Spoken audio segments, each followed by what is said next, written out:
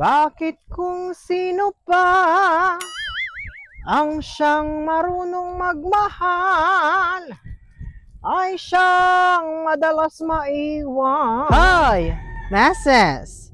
Anak, hey, maigi ang iyong pagduduyan diyan, honey.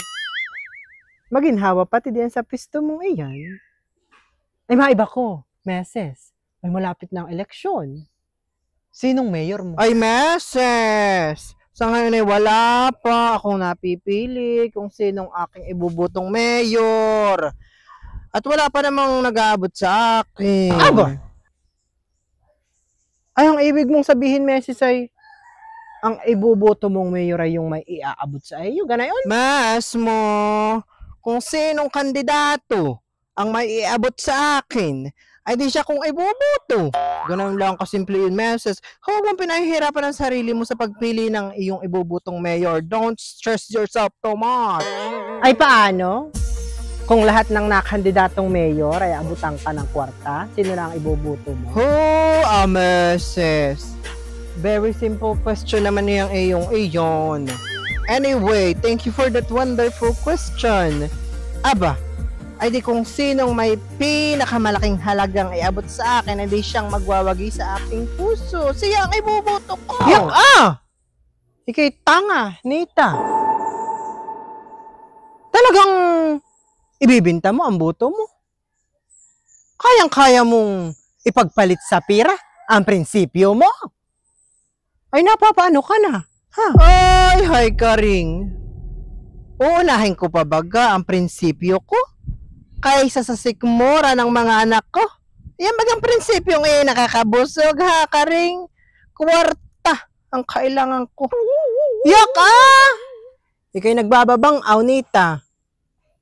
Ang sinasabi ko lang naman, honey, ay hindi tama na ibinta mo ang boto mo diyan sa mga hambog na kandidatong iyan. At hindi mo baga alam na kapag iyang mga namimili ng buto ay nahalal, ay tiyak na yung mga yan ay babawi. Babawiin nila lahat ng nagastos nila sa pamimili ng buto. Baka nga'y higit pa. Oh, ay sino na namang magdudusa? Ay di tayong mga mamamayan. Madadali na naman tayo na ang mga korap na yan.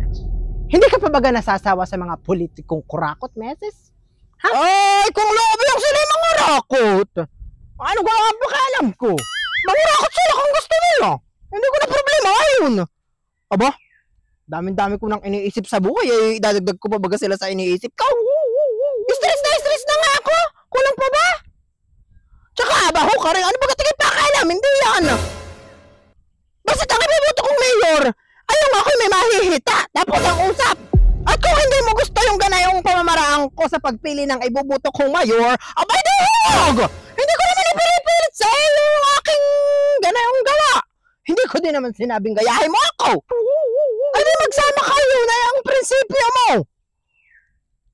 Basta't ako, mayroon akong sariling paraan kung sinong ibubuto ko. Huwag kang pakialamin diyan. May paprinsipyo ka pa diyang naaalman? Kabit ka naman ni Kapitan? Oh, ay nasaan doon ang prinsipyo mo? Ha, karing? Wala ka nang ang prinsipyo, warak pa ang dignidad mo.